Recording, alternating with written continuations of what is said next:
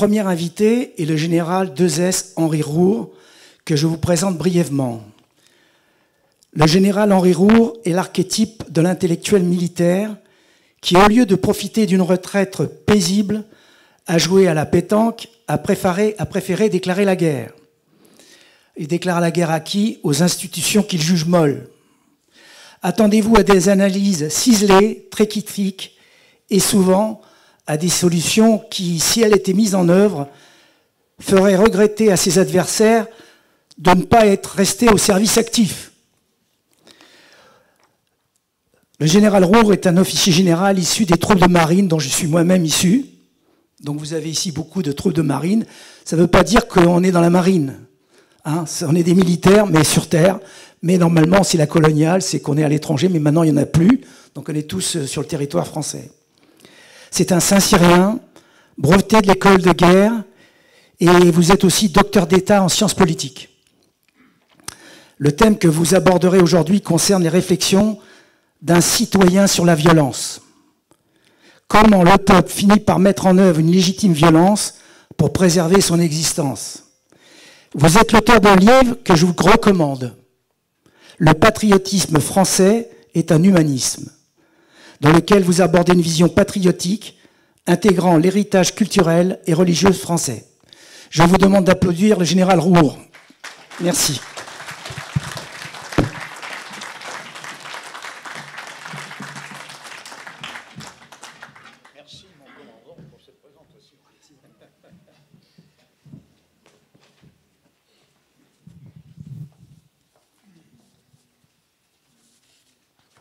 Bien, chers amis, je vais commencer d'abord par remercier Jean-Claude Barthélemy et puis toute l'équipe de Place d'Armes, dont le président actuel, mais aussi le capitaine Fabre Bernadac. Je ne sais pas s'il est là encore, mais enfin bon, ce sont des organisateurs, des animateurs de grande qualité, et je crois que Place d'Armes, au travers de la présentation qui a été faite, vous en avez maintenant une vision tout à fait cohérente. Alors je crois, avant d'entamer mon propos, qu'il est absolument indispensable que tous les patriotes, les gens qui considèrent que la France a un avenir, d'une manière ou d'une autre, et le plus rapidement possible, se réunissent pour mettre en place des solutions aux crises qui ont été évoquées, aux difficultés qui ont été évoquées. Alors je vais plus précisément aborder un thème qui est d'évidence, mais encore faut-il le traiter. Ce sont les menaces qui pèsent sur la France et les moyens de les combattre. Alors les menaces, il y en a un certain nombre, mais vous verrez qu'on peut les réunir d'une certaine façon. Alors, la France, depuis déjà un certain nombre de dizaines d'années, subit des menaces auxquelles elle a du mal à faire face. Bon, les raisons, elles sont diverses. Bien évidemment, les menaces extérieures potentialisent, c'est-à-dire renforcent les menaces intérieures. Parfois, elles les alimentent et elles les créent. Alors, ce sont des menaces qui ne sont pas combattues. Elles ne sont pas combattues par la classe dirigeante qui se plie dans sa totalité, je dis bien dans sa totalité, à ce que j'appelle, ce que d'autres avec moi appellent une doxa, c'est-à-dire un impératif idéologique extérieur. Cet impératif idéologique, eh bien, il vient de la finance anglo-saxonne qui a colonisé évidemment un certain nombre d'organismes, dont l'Union européenne et un certain nombre d'États, dont 3 États principaux en Europe. Quand je dis en Europe, je parle du continent européen. Il s'agit de l'Angleterre, avec M. Keir Starmer, qui est le représentant de la City, et je reviendrai sur ce qu'est la City. Un autre qui s'appelle M. Merz, chancelier, le Herr Kanzler, c'était même c'était le représentant de BlackRock en Europe. BlackRock, je pense que vous savez ce que c'est. C'est un énorme fonds de pension. C'est le plus grand fonds de pension états-unien, avec plusieurs centaines de milliers de dollars, qui fait la pluie et le beau temps dans la finance mondiale. avec Vanguard et quelques autres. Et le troisième larron, vous voyez déjà, hein, poindre cet état profond sur lequel je vais un peu m'appesantir, et que mon feu camarade Dominique Delawarde combattait.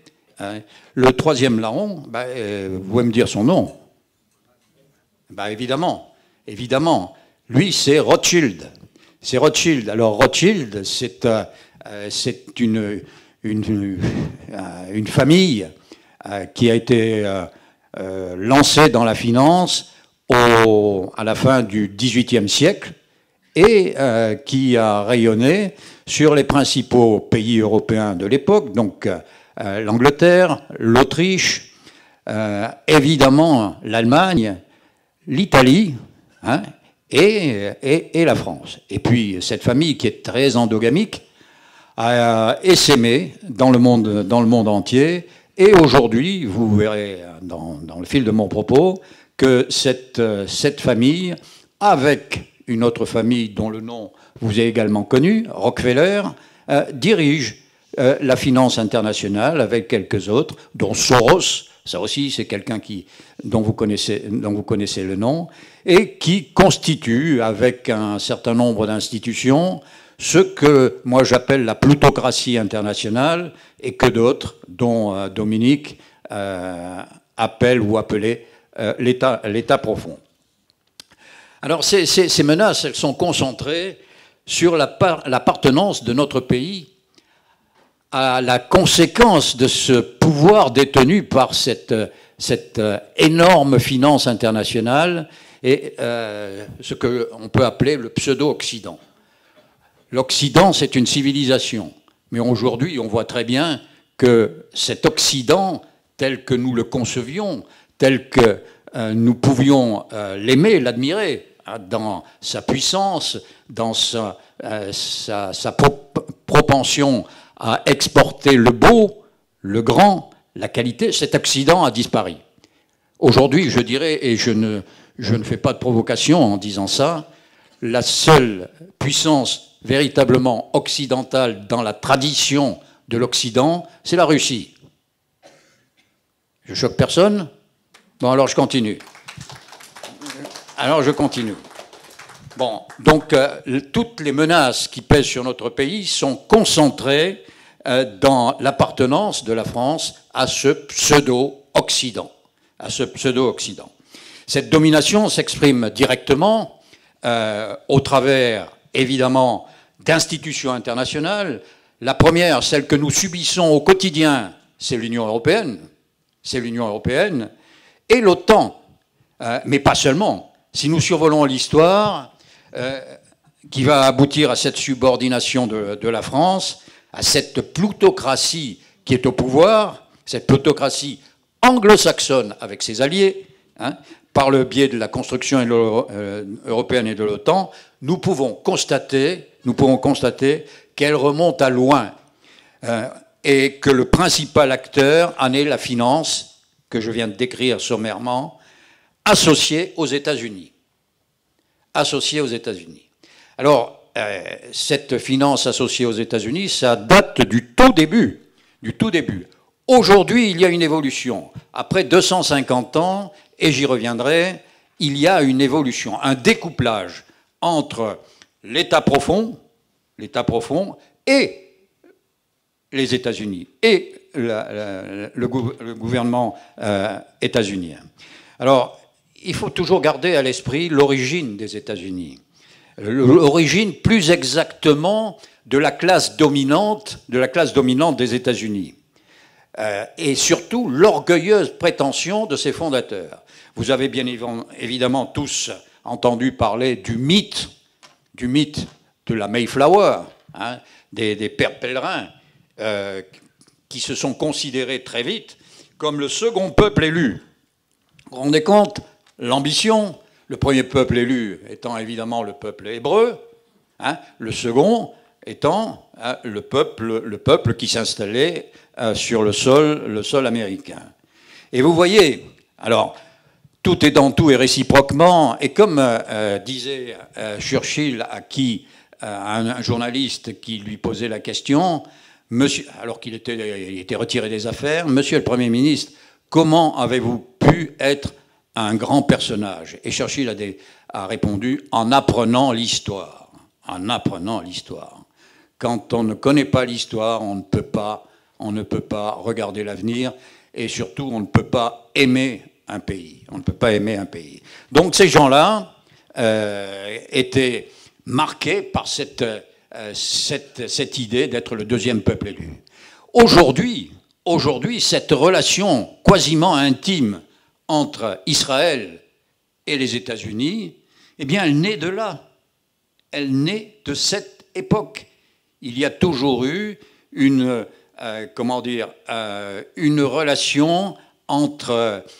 relation quasiment filiale entre les deux origines.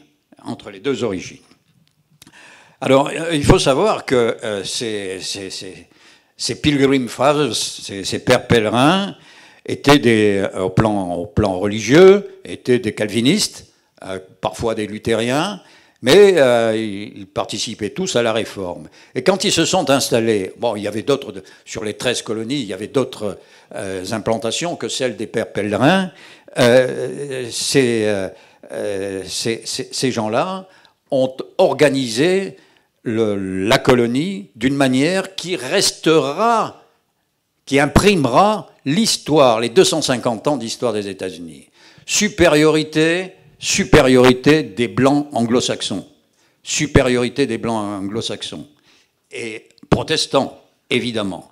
Et vous regarderez, si vous en avez la curiosité, la liste des présidents des États-Unis. Sur le lot, il y a 2 catholiques. 2 catholiques, Kennedy et Biden. Les autres sont tous protestants. Tous protestants.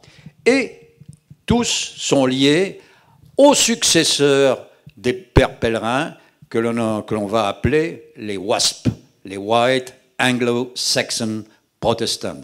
C'est une caste, c'est l'origine de cette plutocratie à laquelle je faisais référence au début de mon propos.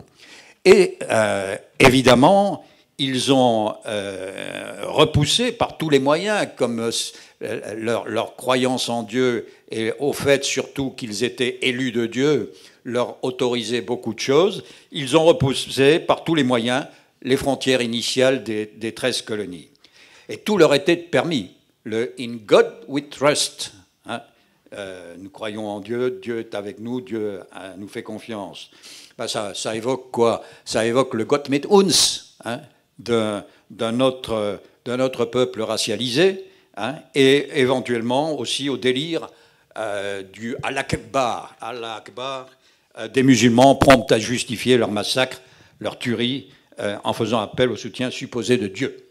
Donc, ces gens-là, bien que séparés de l'Angleterre, je ne vais pas revenir sur l'affaire du thé qui a été jeté dans le port de Boston à l'eau et qui a été à l'origine finalement de la dissidence des États-Unis. En fait, la dissidence, elle était sur la monnaie qui était en train de s'établir aux États-Unis. Et la monnaie, ça va être un des grands déterminants de l'histoire d'aujourd'hui.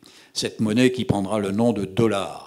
Mais les Anglais n'en voulaient pas de cette monnaie locale parce que il y avait le privilège de la livre, le privilège de la city.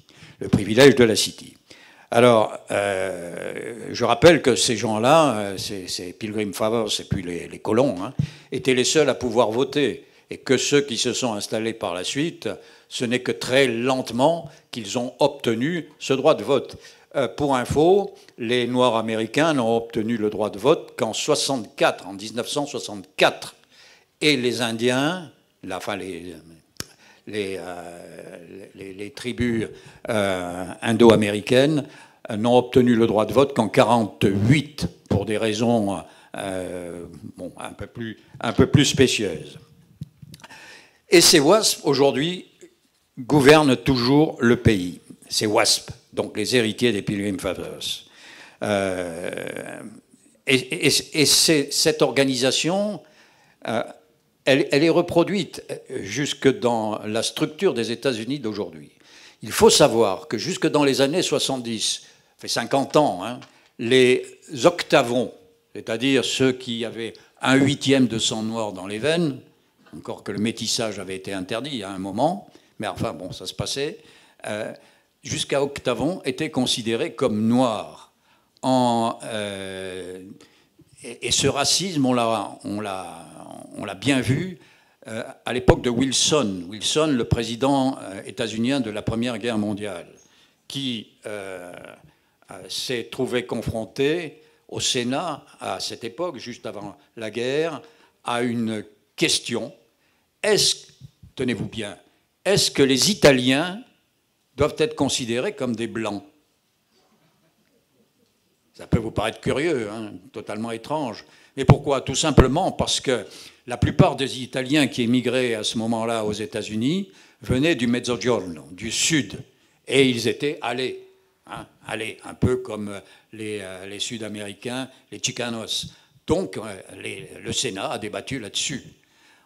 En 1912,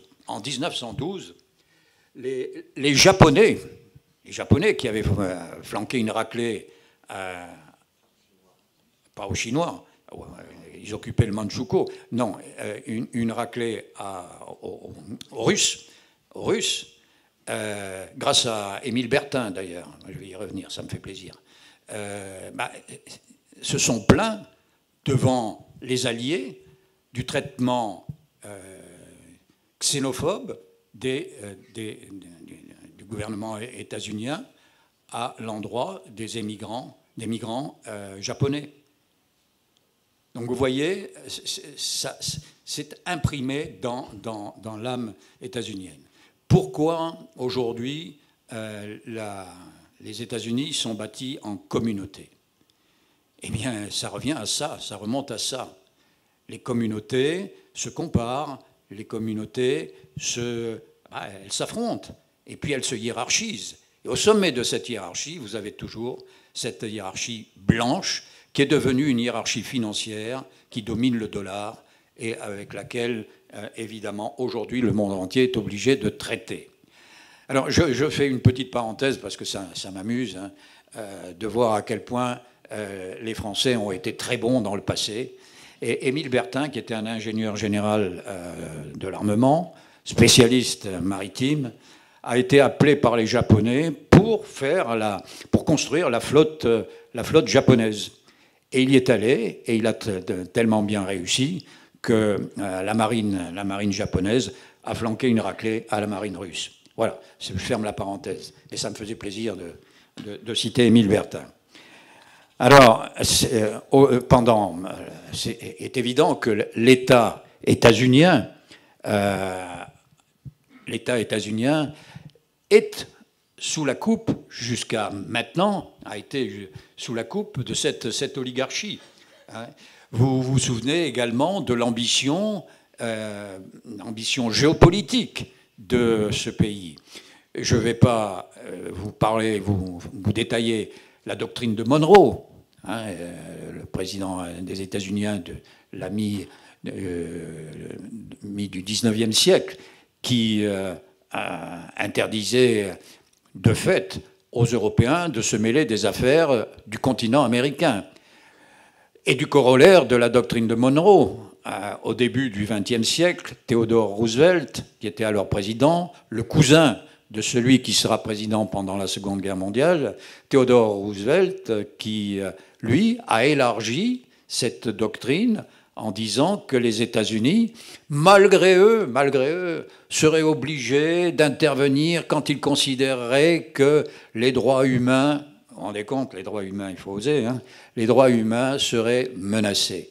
Donc on a vu à ce moment-là l'évolution et la mentalité de cette ancienne colonie qui s'était émancipée, mais qui était restée puissamment sur des idées à la fois religieuses et racialisées. Alors, j'ai parlé de cette question monétaire.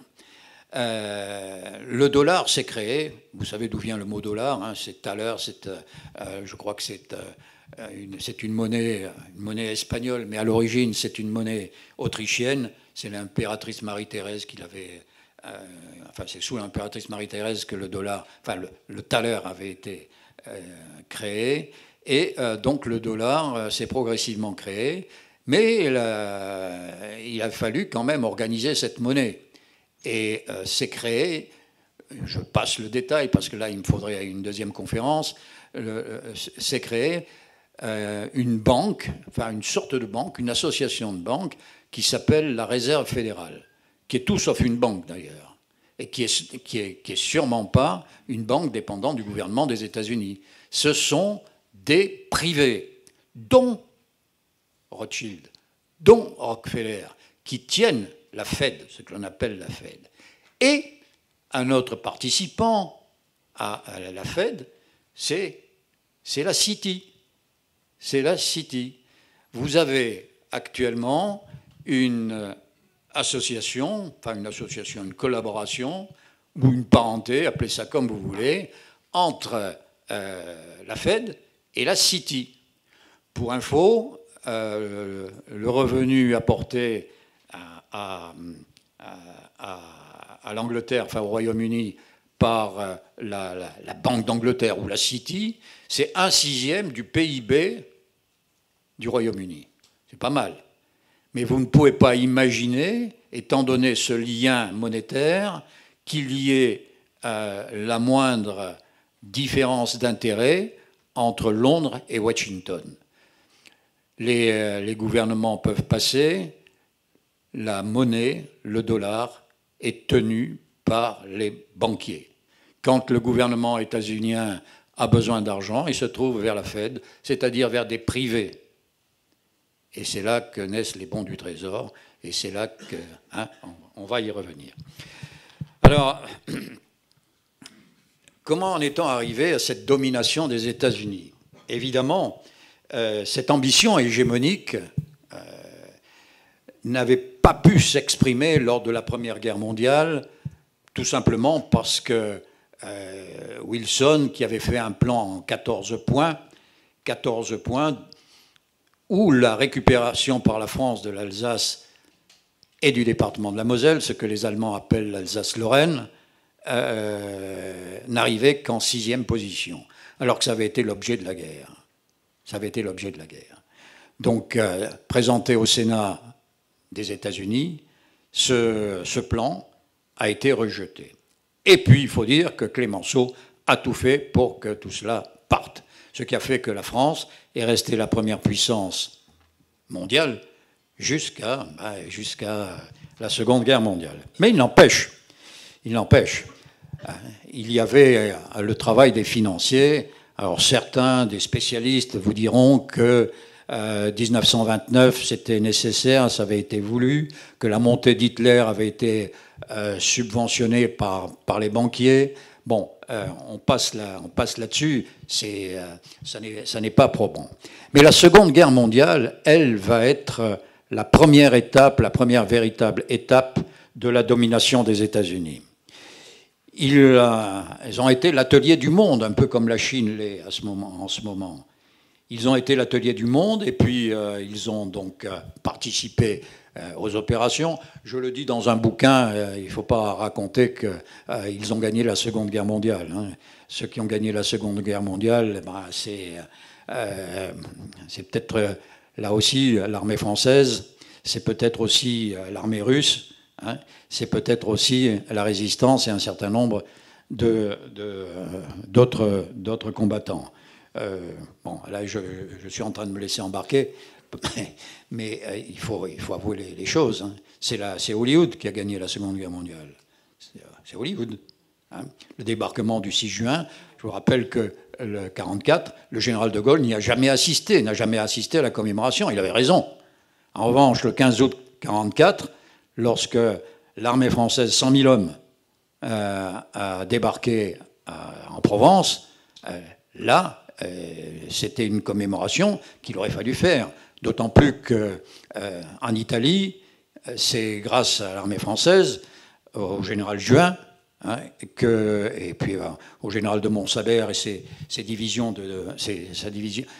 régiments de tirailleurs, que le verrou du Mont Cassin a sauté et que la route vers Rome a été ouverte pour les troupes américaines de Patton qui étaient derrière et qui piétinaient. Donc je passe, j'arrête là-dessus parce que sinon je vais largement dériver. Donc cette Seconde Guerre mondiale, le résultat de cette Seconde Guerre mondiale a été largement manipulé par un pays qui n'avait pas connu sur son territoire les hostilités et qui a pu organiser finalement l'après-guerre un peu comme il a voulu, avec le plan Marshall, avec le pré-bail, c'est-à-dire le réarmement en fait, et puis la réindustrialisation des pays européens, et puis l'organisation internationale de l'après-guerre. C'est ainsi qu'a été créé l'ONU, le GATT, le GATT, le General Agreement on Tariffs and Trade, qui est le prédécesseur de l'OMC, de l'Organisation mondiale du commerce. Et puis la Banque mondiale, qui à l'époque s'appelait la Banque internationale pour la reconstruction et le développement. Et à cela, ils ont ajouté l'OTAN, l'organisation du traité de l'Atlantique Nord, qui a regroupé les pays européens pour la plupart, avec les États-Unis. Mais l'OTAN, commandée obligatoirement par un général américain, succursale de l'armée états-unienne, avec un armement quasiment obligatoirement venu des États-Unis. Donc, vous aviez tout un dispositif international qui permettait qui permettait aux États-Unis de diriger le monde, sauf la partie communiste, sauf la partie russe. Et dans le lot a été créé le FMI. Le FMI, évidemment, est la Banque mondiale. Le dollar, naturellement, est devenu un instrument à la fois national et international. Il était la seule monnaie rattachée à l'or à ce moment-là. Rattachée à l'or. Ça, c'était bien, mais la reconstruction aidant, les États-Unis ont eu de la concurrence. Donc, à un moment de l'histoire, le 15 août 1971, le président américain, qui s'appelait à l'époque Richard Nixon, a annoncé unilatéralement la suspension de la convertibilité du dollar en or. Alors cette décision s'expliquait par plusieurs facteurs. L'augmentation des déficits extérieurs des États-Unis, l'accumulation de dollars en lieu et place de l'or dans les banques centrales, et la diminution, évidemment, aussi d'or des banques américaines. Cependant, le dollar est resté une monnaie de compte, une monnaie internationale. Alors, évidemment, ça c'était tout bénef pour les États-Unis, qui pouvaient inonder le monde avec leurs billets. Le monde occidental s'est alors resserré avec la concurrence des BRICS. Je passe historiquement, j'en arrive à la période contemporaine, cette domination du dollar n'a pas plu à tout le monde. Et la deuxième, il faut quand même souligner que la deuxième étape de cette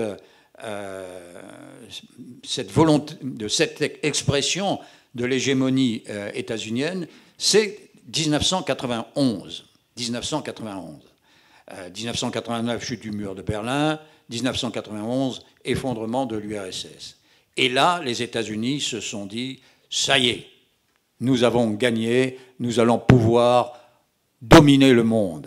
Vous connaissez le bouquin de Francis Fukuyama qui disait « la fin de l'histoire », qui parlait de la fin de l'histoire. Donc, les Américains pensaient qu'ils avaient définitivement conquis le monde. Non, ils n'avaient pas conquis le monde parce que beaucoup d'opposants étaient là, qui attendaient peut-être le moment opportun. Et ces gens-là se sont réunis au sein de deux organisations, l'OCS, l'Organisation de la Conférence de Shanghai, et l'Organisation de la Conférence, j'allais dire coopération, et les BRICS. Les BRICS, BRICS, c'est les principaux pays du sud global. Et ces gens-là ont contesté, évidemment, la domination des États-Unis, qui avait tous les instruments financiers. Et les États-Unis, c'était à la fois une ambition d'État et une ambition plutocratique, c'est-à-dire une ambition de cet ensemble de financiers, hein, avec le lobby militaro-industriel, les banques, les fonds de pension, les GAFAM, tout ça, hein, avait cet intérêt de domination du monde. Déstructurer les nations pour dominer. Et ça, c'était le but. Et on le voit aujourd'hui encore, on le subit. Et donc les BRICS se sont élevés contre ça. Ils se sont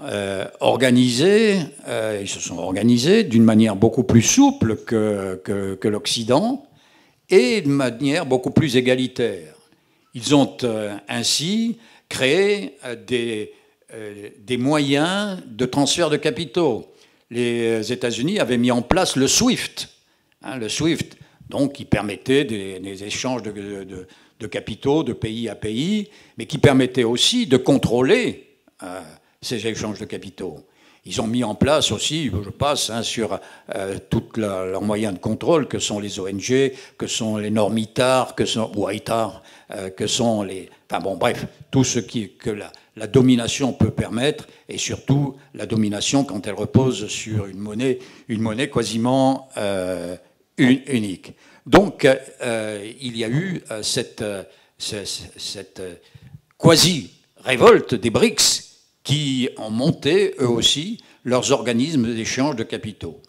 Le SPSF, le BRICS, Bridge, hein, et désormais, les échanges de capitaux sont en quantité et en volume supérieurs aux échanges de capitaux qui se font par le SWIFT. Donc vous voyez bien, il y a là une menace sur la manière de faire des États-Unis. Et actuellement, comme cette monnaie américaine a créé évidemment un déséquilibre fabuleux, tout à l'heure on parlait du déficit de la France, hein, on est à 3 400 milliards de dettes, j'y reviendrai. Mais les États-Unis, c'est 34 000 milliards de dettes.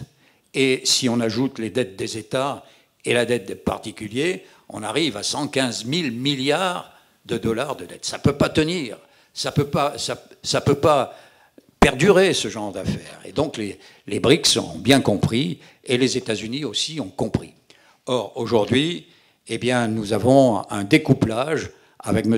Trump, hein, un découplage entre le gouvernement des États-Unis et la plutocratie, c'est-à-dire l'État profond. Et on le voit dans cette lutte que mènent les gens dont je vous parlais en Europe, hein, où s'est réfugié l'État profond, et ce qui se passe aux États-Unis, où M. Trump mène un certain nombre de combats pour restaurer la nation américaine. Parce que cet État profond, qui avait l'ambition de dominer absolument, il ne pouvait dominer qu'en écrasant les peuples, en les décérébrant dans tout ce que vous imaginez pour abaisser les peuples, ça a été mis en œuvre. Alors je passe là-dessus et je vois les conséquences sur la France qui subit les dommages imaginés par cette plutocratie. Je crois que la France est engagée dans une UE qui, elle, est vassalisée à l'État profond. Elle cherche à disloquer les nations conformément à la vision mondialiste de cet État profond. Et la France subit 3 grands dommages. Ils sont dus exclusivement aux dirigeants de notre pays. De ces dernières décennies, je ne mets pas tout sur le dos du président actuel, mais par exemple, les 3 derniers présidents ont été ralliés à cette vision du monde. Je vous rappelle que M. Sarkozy, M. Hollande et M. Macron ont tous été formés dans les Young Leaders, c'est-à-dire une organisation piloté par les États-Unis, qui vise à préparer les futurs dirigeants à une politique pro-occidentale, donc pro-états-unienne. Ils ont tous été reçus au Bilderberg. Bilderberg est une association, là aussi, comment dire, liée à cet état profond. Donc ce sont des gens qui ont contribué à cette crise que nous connaissons aujourd'hui. Bon, je crois que le peuple a constaté cette duperie et il souhaite, on le sent, on le voit, on l'entend, et je dois dire que les contacts que j'ai en province, à droite et à gauche, et même outre-mer, me permettent de confirmer cette idée que le peuple en a ras-le-bol. Le peuple français a ras-le-bol de cette classe dirigeante. Alors, il montre sa défiance, hein, il la montre, et admet que pour rendre à la France sa puissance et au peuple sa fierté, parce que le peuple français, si vous regardez l'histoire, il n'a jamais voulu dominer, il a en revanche voulu être à la pointe en matière d'exemple, dans l'exemplarité politique, militaire, sociale, etc., etc. Et ce qu'il n'admet pas, c'est que ces sacrifices, pendant maintenant des décennies, sont vains. C'est vrai, c'est vrai pour tous les pays de l'euro. Alors, il y a trois grands préjudices que nous subissons. Le premier de ces préjudices, il s'exprime par la crise financière. Je crois qu'on en a parlé dans le colloque, là. La crise financière qui porte atteinte aux capacités de développement du pays et à ses investissements et finalement au niveau de vie des Français. La dette est une conséquence du ralliement des principaux décideurs à cette oligarchie financière que j'ai décrite et qui dirige encore le pseudo-Occident. La mondialisation, je l'ai dit et répété, était l'objectif de cette caste. Et elle devait permettre d'éteindre les nations, d'étouffer le libre arbitre, c'est-à-dire ce qui fait la personnalité de chacun d'entre nous, ce qui fait ça, en réalité l'essence de sa liberté, choisir, imaginer, dire, faire, hein, étouffer cela. C'est une idéologie totalitaire, l'Europe. J'y reviendrai peut-être. Et puis, de le faire au profit du pouvoir absolu des banquiers anglo-saxons et aux États-Unis, eux-mêmes financiarisés. Alors, l'étape indispensable et naturellement logique pour cette caste financière fut d'imposer en Europe, par exemple, bon, je vous ai présenté le dollar, fut d'imposer une monnaie unique aux principaux pays de l'UE. On dit monnaie unique, ce n'est pas une monnaie commune. Si une monnaie commune, on aurait encore le franc. Hein. Mais c'est une monnaie unique qui n'est pas adaptée aux économies des pays. Elle est peut-être adaptée à l'économie de allemande. Elle a été à un moment, puisque le rapport entre l'euro et le mark était de 1 pour 2. Hein, mais elle n'a jamais été adaptée à l'économie française. Aujourd'hui, si nous devions revenir au franc, et j'espère qu'on reviendra au franc, il faudrait dévaluer notre monnaie par rapport au mark de 20%. Et certains de mes amis me disent au moins. Mais le mark, si les Allemands revenaient au mark, il faudrait le réévaluer de 30% par rapport à l'euro. Donc vous voyez cette monnaie qui, en principe, enfin une monnaie en principe, c'est l'expression d'un dynamisme économique, enfin d'une qualité économique. Là, ça ne correspond pas aux économies, à aucune économie. Alors, bon, c'était le résultat d'une ambition totalitaire. Donc, la Banque de France, qu'est-ce qu'elle fait là-dedans? La Banque de France, depuis 1973, elle ne finance plus les emprunts. Et quand la Banque de France finançait des emprunts, c'était des emprunts à taux zéro. C'est-à-dire que ça coûtait rien. L'État se tournait, via le Trésor, se tournait vers la Banque de France, et la Banque de France alimentait en francs le budget de l'État. Bon, il y avait un emprunt, mais il restait à l'intérieur de la nation. Aujourd'hui, eh bien, nous dépendons, la Banque de France n'a plus d'autorité, hein, nous dépendons de la BCE, et l'État français est obligé d'emprunter sur le second marché, c'est-à-dire à des taux qui varient en fonction de la situation estimée économique du pays. Je précise que cette estimation, elle est faite par des agences de notation, et ces agences de notation, elles sont... Et voilà, hein, elles sont américaines. Donc vous voyez, là aussi, outils de domination, il y en a une foultitude, hein, je suis passé là-dessus. J'ai écrit un bouquin là-dessus, donc je ne vais pas en parler dans le détail maintenant. Ce sont ces agences de notation qui jugent de la situation.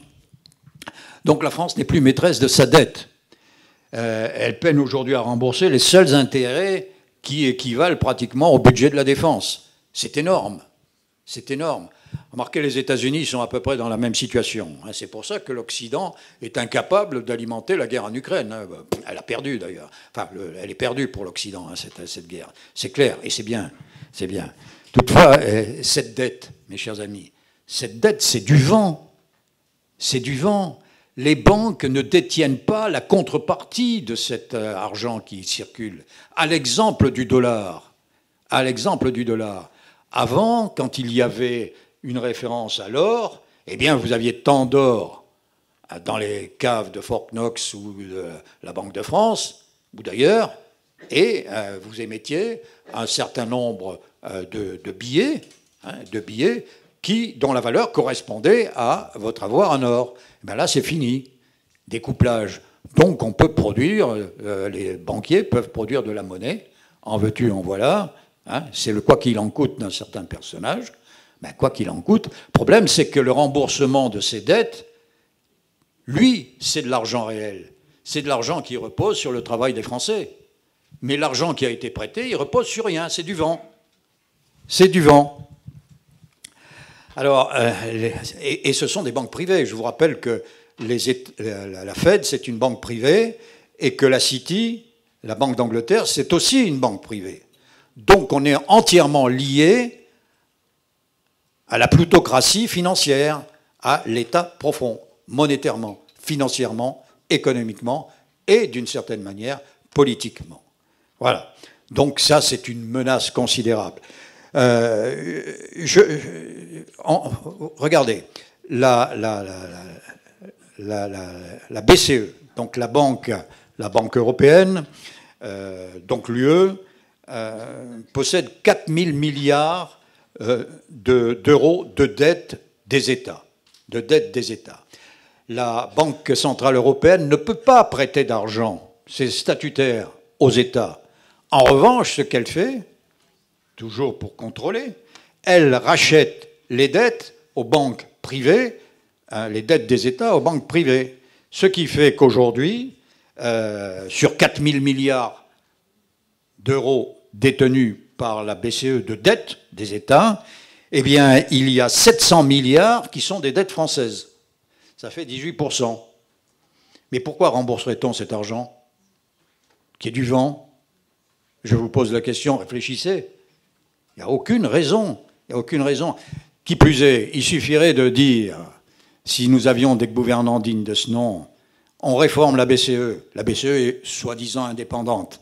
Hein, on réforme la BCE. Et les dettes, on les annule. Qu'est-ce qui se passerait? Rien. Rien. Ah, il y en a là qui feraient la gueule, peut-être. Mais ça serait tout à fait légitime. Légitime. Tout comme les dettes que nous possédons. Hein, c'est du vent. Mais en revanche, le remboursement, lui, il repose sur le travail des Français, sur les impôts des Français, donc sur quelque chose.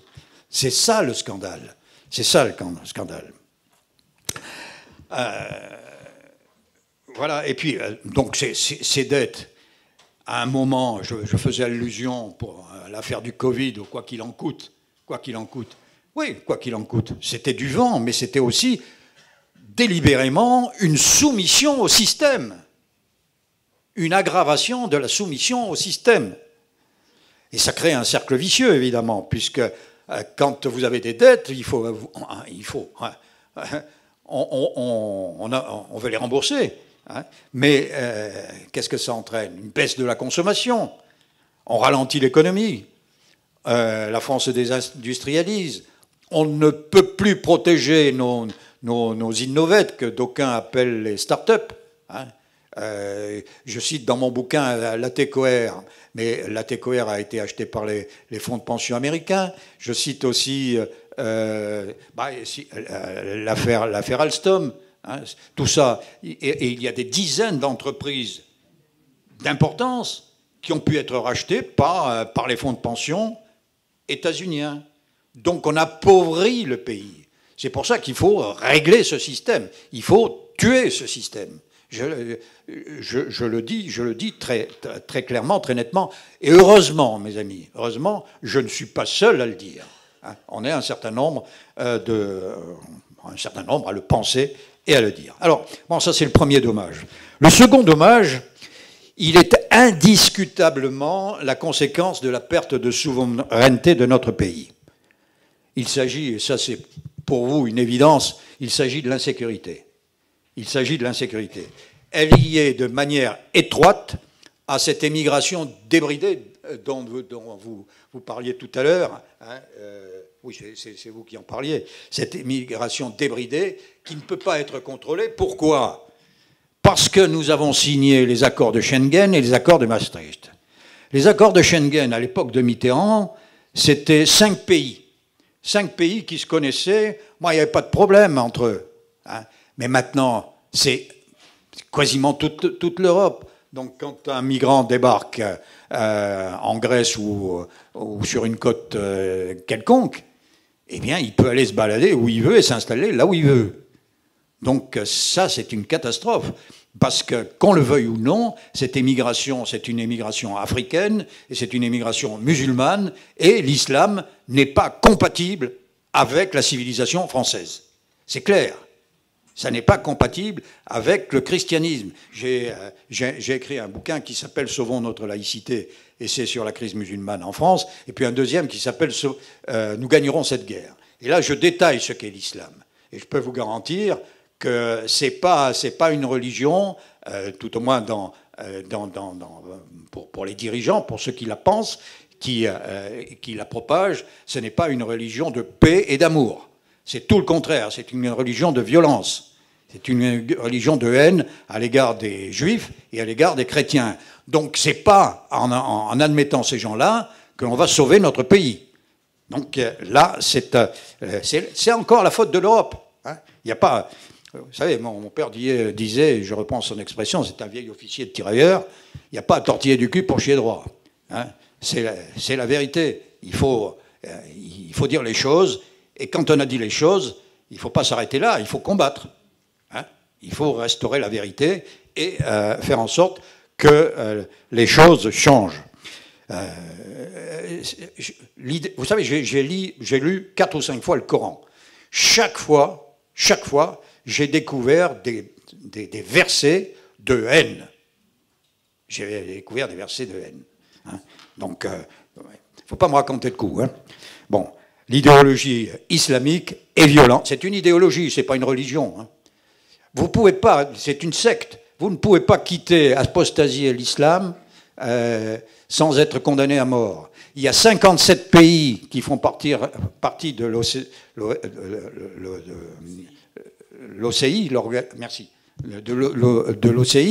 l'Organisation de la Conférence islamique, qui ne reconnaissent pas les droits de l'homme tels qu'ils sont reconnus par le reste des nations dans le monde, à l'ONU.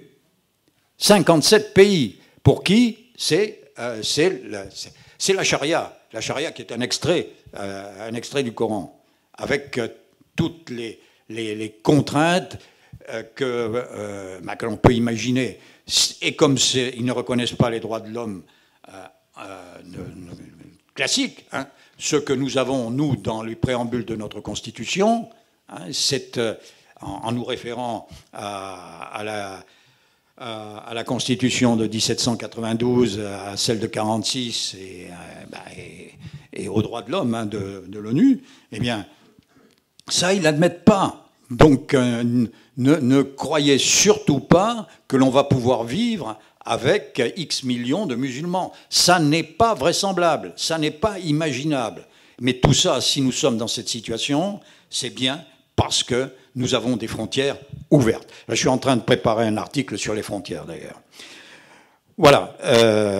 Donc, il faut absolument rejeter Maastricht, rejeter Schengen. Et quand je dis rejeter Maastricht, rejeter Schengen, ça veut dire rejeter l'Union européenne. Le troisième dommage, c'est bien évidemment en corrélation avec les deux précédents. Il réside dans l'acceptation des exigences idéologiques de la plutocratie internationale, de cette caste internationale, cet État profond qui vise à décérébrer les peuples. Comment dire, c'est une doxa. Et nos hommes politiques de droite et de gauche sont prisonniers de cette doxa. Il n'y en a aucun qui soit capable de s'élever contre cette espèce de religion totalitaire, celle-là aussi, qui a intoxiqué la classe politique de plusieurs pays d'ailleurs, hein, pas seulement le nôtre, mais plus particulièrement du nôtre. Alors, c'est la présidente de la commission, je lui en veux beaucoup à cette dame, et quelques autres en sont les mandataires. Ces obligations se traduisent par un effondrement moral que l'indignité et la lâcheté de certains de nos gouvernants est bien évidemment incapable d'enrayer. Alors, je vais vous lire un petit truc. Bon, ben, de toute façon, le résultat, c'est ça. C'est 93% d'une classe d'âge qui a le bac. Comment voulez ça serait étonnant que 93% d'une classe d'âge ait les capacités de lire, écrire et compter. Ça m'étonnerait. Bon, donc je vais vous lire un petit passage là. Voilà. Le pouvoir des États a été confié à une commission composée d'oligarques. Les oligarques, ils ne sont pas en Russie, ils ne sont pas en Ukraine, ils sont à Bruxelles. Dévoués à la cause de la fin des nations. À leur tête, évidemment, une germano-états-unienne. Vous savez que... Je dérive, bien sûr, mais enfin, j'aime bien. Cette germano-états-unienne, donc une double allégeance, est la descendante de la famille Lanson, qui a fait fortune dans le trafic des esclaves. Ouais. Cette dame est mariée, elle tient son nom d'un monsieur qui est un médecin, comme elle d'ailleurs, et qui est un des pontes d'Eugénis, qui est une entreprise pharmaceutique qui fait partie du Bilder Club. Alors, le Bilder Club, vous en avez entendu parler, le Bilder Club peut-être moins, c'est une vingtaine de grandes entreprises pharmaceutiques qui ont piloté, je m'appuie sur des faits, hein, j'imagine pas, qui ont piloté la vaccination contre le Covid et qui développent un certain nombre de médicaments plus ou moins utiles, mais utiles surtout à engraisser ces organismes financièrement. Donc, vous voyez la relation de cette femme qui a été ministre allemande, donc double allégeance, l'Allemagne et les États-Unis. Bon, là, je fais une petite digression. Les États-Unis sont ce qu'ils sont, mais notre ennemi futur, c'est évidemment pas la Russie, c'est à nouveau l'Allemagne. Ben, on pourra en parler si ça vous intéresse. Enfin bon, voilà, c'est une affirmation, mais j'ai les preuves. Je pourrais trouver les preuves. Bon. Donc, c'est elle qui a négocié seule le Mercosur, cette espèce d'accord avec l'Amérique du Sud qui va ruiner, s'il est mis en place, le reste de notre agriculture. Ça va intéresser les pays du Nord. Là aussi, l'Europe est trop diverse pour être unitaire. Ça va, bien sûr, les pays du Nord, ils vont importer des bananes, des papayes, des mangues. à des prix défiant toute concurrence. Mais les productions du Midi, il n'y a pas que la France qui est concernée. Il y a l'Italie, il y a l'Espagne, qui vont voir leur production agricole complètement concurrencée, absolument concurrencée par les productions de ces pays d'Amérique du Sud. Bon, et puis il y a un accord sur les droits de douane que le président Trump a imposé, quasiment imposé à Madame von der Leyen. Je ne sais pas si vous en avez entendu parler. Madame von der Leyen a négocié cet accord qui porte sur 750 milliards quand même. Et elle s'est vantée d'avoir fait baisser les taxes de 30% à 15%, oubliant de dire que simultanément, le dollar se dépréciait de 15%. Vous faites l'addition, tac, on tombe sur les 30%. Donc elle est très bonne, hein. Elle est excellente, cette dame. Un mensonge de plus. Et elle vient de signer, donc au nom de la Commission européenne, avec les États-Unis, un accord inique qui engage l'Union européenne à acheter du GNL, du pétrole et des produits d'énergie nucléaire états-uniens pour une valeur estimée à 750 milliards de dollars, soit environ 700 milliards d'euros, sur les 3 prochaines années, soit 250 milliards, si je compte bien, par an. Hein. Il faut savoir qu'en 2024, il y a un an, l'UE a importé pour 77, mais parlons en dollars, 83 milliards de dollars de produits énergétiques états-uniens. Alors, vous voyez le rapport, hein, cet accord implique que l'UE triple ses importations d'énergie des États-Unis pour la période 2026-2028. Madame von der Leyen sert bien des intérêts qui ne sont pas les intérêts des pays membres de l'UE et surtout pas les nôtres. Auparavant, parce qu'il faut dire les choses, il faut dire d'où vient la menace. Auparavant, le 20 octobre 2023, ça fait 2 ans exactement, elle a signé, accompagnée par le président du Parlement et le représentant de l'UE pour les affaires étrangères, avec le président des États-Unis, un accord de défense entre les États-Unis et l'agence européenne, un accord de défense. Au nom de quoi? Mandaté par qui?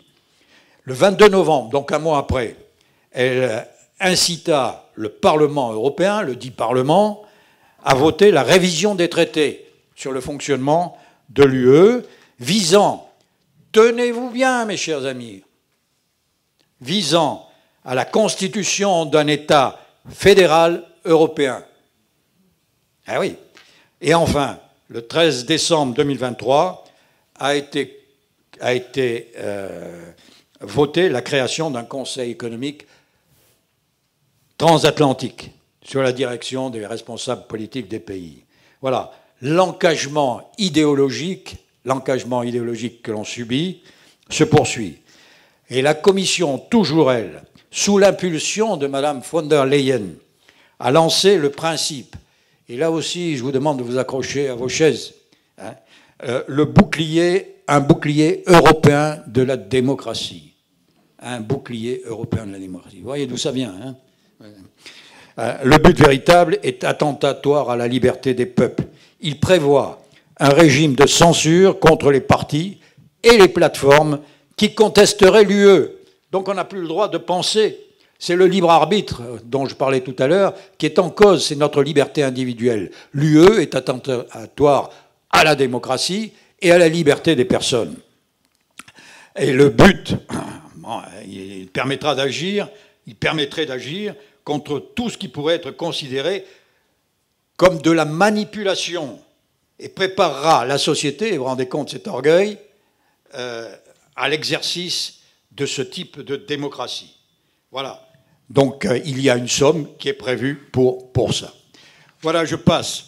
Alors, que faut-il faire, allez-vous me dire? C'est bien de faire un bilan des menaces. Que faut-il faire? Eh bien, il faut pétarder l'Union européenne. passez-moi l'expression, mais il n'y a pas d'autre solution. Et c'est très difficile de le faire de l'intérieur. Vous avez des petits États comme Chypre, la Lituanie, Malte, qui ont intérêt à l'Europe. Ça les grandit, ça les valorise. Hein. Donc, pour eux, c'est tout bénef. Et puis, de toute façon, selon le droit international confirmé par le traité de fonctionnement de l'Union européenne, il faut l'unanimité pour modifier les statuts. Donc, c'est utopique. Modifier de l'intérieur, c'est utopique. Donc, il faut imaginer maintenant que la contestation de l'UE vienne de l'intérieur.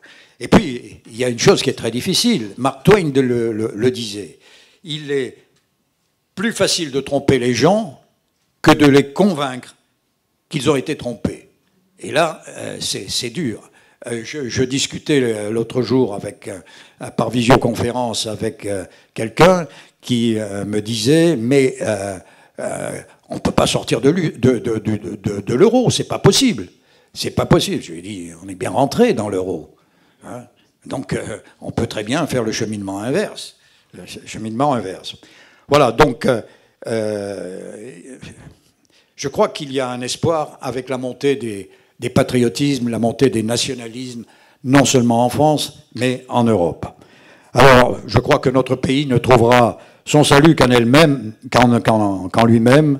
Il ne faut pas imaginer l'arrivée d'un personnage charismatique, comme De Gaulle, comme Clémenceau, comme auparavant quelques autres, tout simplement parce que ça n'arrive qu'en cas de crise, qu'en cas de crise majeure, qu'en cas de guerre.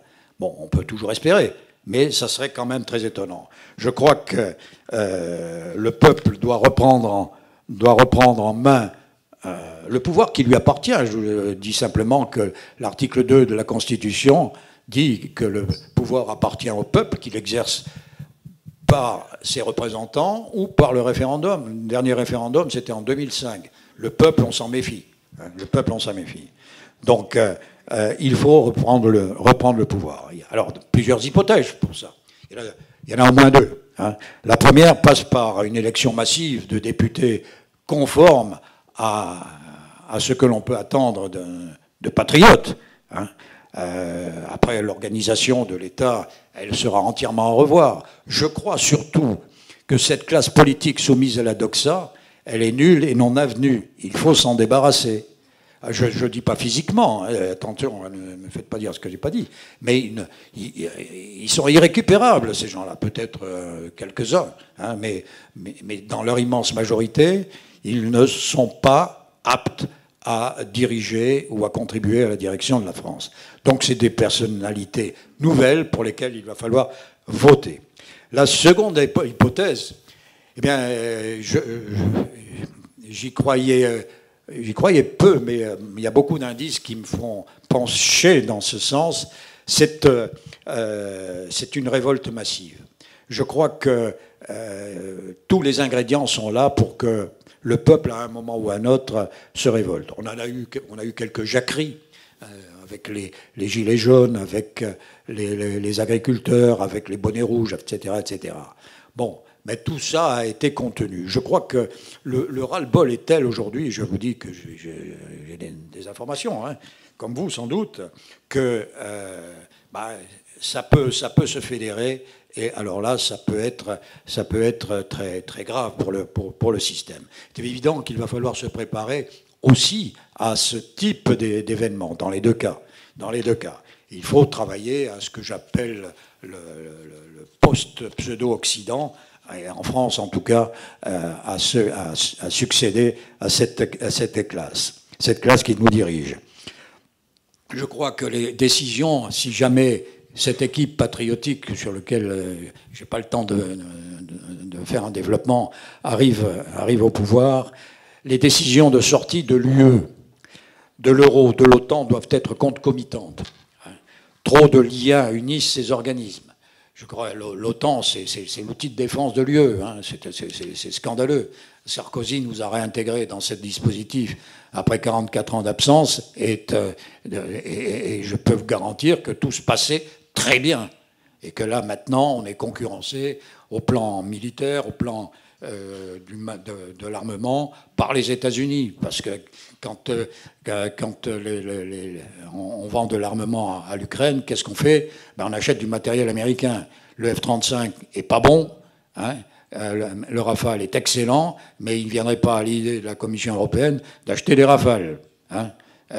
Et je rappelle que le F-35, c'est un avion qui soumet les pays qui l'utilisent au bon vouloir des États-Unis, hein. Il y a une base sur le sol états-unien qui sait que tel avion doit décoller, avion qui demande l'autorisation. Enfin, oui. Donc, il faut quitter absolument tout ce système.